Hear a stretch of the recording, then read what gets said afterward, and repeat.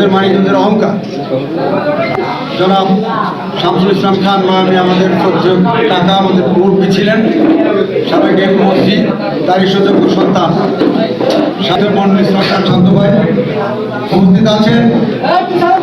আমাদের মানিকগঞ্জের বিএনপির আরেকজন বোরখাও নেতা, দীর্ঘদিনের যারা মানিকগঞ্জকে আমরা লালন করেছি বিএনপিকে, তারই অন্যতম একজন অ্যাডভোকেট জামিল রশিদ খান উপস্থিত আছেন।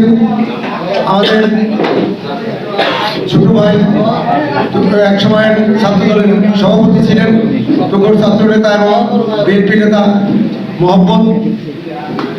আমাদের আর এক ছোট ভাই আমার শ্রেষ্ঠ কথা আমার যুব দলের একসময়ের সাধারণ সম্পাদক এবং পরে সভাপতি এবং বিভিন্ন বিশ্ববিদ্যালয়ের 3 বারের ভিপি মোতালেব হোসেন উপস্থিত আছেন। আমাদের শ্রদ্ধেয় মুরব্বী মানিকগঞ্জের অহংকার, আমাদের সকলের গর্ব দেলোয়ার হোসেন সাহেবের সুযোগ্য সন্তান, আমাদের জেলা বিএনপির সাবেক সহসভাপতি ডক্টর আকবর হোসেন সহ এখানে আমাদের শ্রদ্ধেয় বড় ভাই আকাশ ভাই, সামনে থেকে আগত কাদের ভাই রাজ্জাক ভাই সহ, শিবালয় থেকে আগত আরেক রাজ্জাক কাজী রাজ্জাক সহ অগণিত নেতৃবৃন্দ, সংঘপ্রবিষ্ট নেতা এবং কর্মী ভাইয়েরা, আমার সাংবাদিক বন্ধুগণ, আসসালামু আলাইকুম ওয়া রাহমাতুল্লাহি ওয়া বারাকাতুহু। আমি মানিকগঞ্জ জেলা বিএনপির সবচেয়ে বয়স্ক, সবচেয়ে জুনিয়র পদে বড় না হলে দলের প্রতিষ্ঠানতে দল করি, বড় পদ পাইনি, কিন্তু দলে লেগে থেকেছি। থানা দলের সভাপতিত্ব করছি, 2টা জেলা দলের সভাপতি ছিলাম, জেলা আহ্বায়ক জন্য আহ্বায়ক ছিলাম, 2বার উপজেলা চেয়ারম্যান হয়েছি। দলের প্রতিটা বিপদের সময়ে ম্যাডামকে বাড়ি ছাড়া হয়েছে, তারপরে আহ্বান করে অ্যারেস্ট হয়েছি। ম্যাডামের মুক্তির জন্য জেল খাটছি, ঢাকা রাজপথের মোকাবেলা করছি ম্যাডামের জন্য, আবার অ্যারেস্ট হয়েছি। আমরা দলের জন্য জেল খাটি, স্কোর খাই। আমাকে গত কমিটিতে আমার নেতা জনাব তারেক রহমান সাহেব, উনি আমাকে সিনিয়র সহসভাপতি বানিয়েছিলেন, বাই ভোট বানিয়েছেন, সেটা আমি জানি। আমার কাছে কৃতজ্ঞতা জানাই, ওনাকে সন্তুষ্ট ছাড়া আমি ওনার একজন সৈনিক, শহীদ জিয়া সৈনিক, ম্যাডাম জিয়া সৈনিক, বর্তমানে তারিখ জিয়া সৈনিক, আমার সময় আমিও। আমি সেই সাথে বলতে চাই, সেই সিনিয়র যুগ্ম আহ্বায়ক সাধারণ সভাপতি, সিনিয়র সভাপতি হওয়ার পরেও আমার সাথে আমাদের বর্তমান আহ্বায়ক সাবেক সভাপতি সাহেবের লোকেরা অনেক রাজনীতি করছে, ওনারা তার বিচার করেননি, ওনারা ইচ্ছা করতে গেছেন। আবার নতুন করে যে আহ্বায়ক কমিটি হয়েছে 2 তারিখে, এই আহ্বায়ক কমিটি আমাকে রাজনৈতিকভাবে হেয় প্রতিপন্ন করার জন্য, আমাকে ব্যয়চ্যুতি করার জন্য, আমাকে ছোট করার জন্য আমার জুনিয়র জিন্না এবং আজাদ, তারা আজাদ ছিল আমার আন্ডারের সহসভাপতি, আমি সিনিয়র সহসভাপতি, জিন্না সদস্য সচিব ছিল, তারপর তো সিনিয়র সহসভাপতি সিনিয়র সহসভাপতি, আমাকে তাদের নিচে নিয়ে সদস্য করে। আমি এটা নিজেকে অত্যন্ত দুঃখিত, মর্মাহত এবং অপমানিত করছি।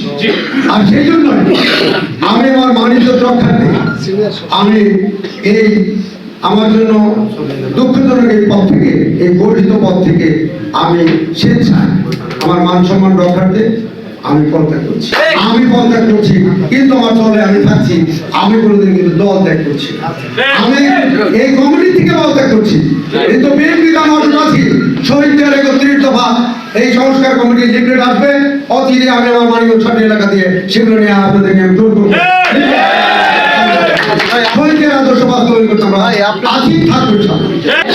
একটা বিষয় হচ্ছে যে আপনি কয়েকবার বলছেন যে পকেট কমিটি, সেটা কেন বললেন? আর দ্বিতীয়ত হচ্ছে যে কমিটি তো পূর্ণাঙ্গ কমিটি করার সুযোগ আছে, সেইখানে ত্যাগীদের তো মূল্যায়নেরও সুযোগ আছে।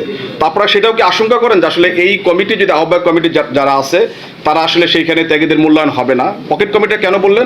এটা কোনোদিনই সম্ভব না। আগে দেখেছি পকেট কমিটি কেন? আমাদের সভাপতি ছিলেন আপনাদের বর্তমান আহ্বায়ক, উনি একটা লিস্ট বানিয়েছেন 5 জন 6 জনের, সেই লিস্টটাকে হবো কমিটি বানিয়েছে, শুধু আমাকে ব্যতিক্রম রাখা হয়েছে, অন্য দলটাকে নিয়ে এই আপনাদের যে অভিযোগটা, এই অভিযোগটা জনাব তারেক রহমানের কাছে পৌঁছে দেওয়ার জন্য কোনো খোলা চিঠি দিবেন কিনা, বা তার কাছে পৌঁছে দেওয়ার কোনো ব্যবস্থা আপনারা করবেন কিনা? এইভাবেই শেষ। এই যে লেখাটা আমার এই লেখাটা পদত্যাগ পত্রটাও আমি জনাব তারেক রহমানের বরাবর লিখেছি। আমি এটা ওনার কাছে পৌঁছাবো, সময় অফিস থেকে ভাই অফিসে চলে যাবে। আর আপনাদের মাধ্যমে যেটা আছে আছে, আপনারা প্রিন্ট মিডিয়া, আপনারা ইলেকট্রনিক্স মিডিয়া, আপনাদের মাধ্যমে তো দেশবাসী জানবেন, উনিও জানবেন। এটা একটু বলা না দেওয়ার কি আছে? আচ্ছা, বলা বলতে পারেন এটাকে সরাসরি যে আমরা শান্ত ভাইয়ের পক্ষে- বেতার ভাইরা প্লিজ শান্ত থাকেন। আপনার কাছে আমার একটা প্রশ্ন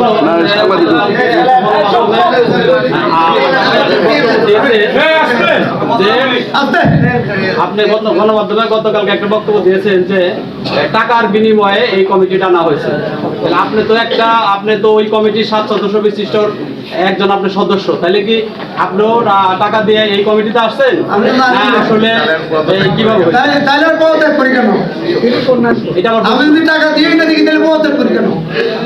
আমাকে টাকার বিনিময়ে আমি জানি না কমিটি কেমন হয়েছে, আমাকে এই জন্য আমাকে অবমাননা করার সুযোগ পেয়েছে। নাহলে তো আমার কথা হ্যাঁ একটা কথার কথা এই টাকাটা কে আপনার দিচ্ছে? বলতে বলতে পারেন, সেটা ঠিক আছে। কমিটির নেতৃত্বরা দিচ্ছে? আমার একটা তারপরে এটা মনে হলো, এটা হলো আপনার ইতিহাস জানেন, নবাব সিরাজউদ্দৌলা বলেছেন টাকার দরকার, সব টাকা আমাদের সবাই সময় করে, সেই জগৎ সেটিও তো না সম্মান এমনি হবে টাকা তারা একটু সময় তো সবাই করে ভাই। আচ্ছা ভাই, এটা হয়। এখানে উপস্থিত আগামের এই প্রোগ্রামে তো আমার ওনার সাথে আমি সহমত পোষণ করি, এবং এই কমিটিটা যেটা ওনারা বলেছেন এক পেশে সত্যি এক পেশে হয়ে গেছে। আমি যদি ইমিডিয়েট কম্পেয়ার করি তাহলে গত আহ্বায়ক কমিটির সঙ্গে কম্পেয়ার করতে হবে। গত আহ্বায়ক কমিটির মধ্যে প্রত্যেকটা থানার থেকে রিপ্রেজেন্টেশন ছিল, এখানে সেটা নাই। আপনি যখন একটা জেলা কমিটি করবেন সেখানে তো প্রত্যেকটা থানায় তো পার্ট অফ দ্য জেলা, এটা তো মানিকগঞ্জ শহর কিংবা মানিকগঞ্জ উপজেলা কিংবা মানিকগঞ্জ সদর নিয়ে কমিটি হওয়ার কথা না, এটা জেলার বিস্তৃত হওয়া উচিত।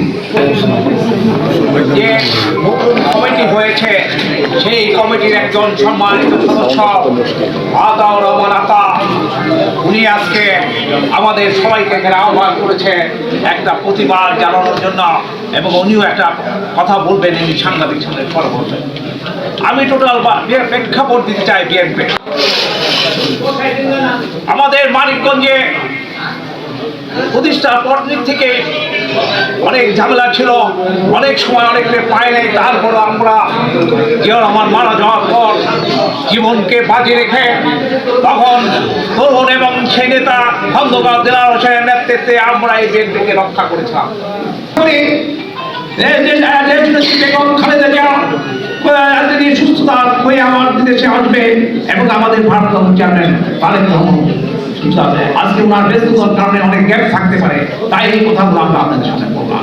আমরা যারা পরীক্ষিত, আমরা চাই যে পার্টি থাকবে, একটা একক নেতৃত্ব নয়, একক ফ্যাসিস্ট পার্টির কোনো আমন্ত্রণ এখানে হবে না।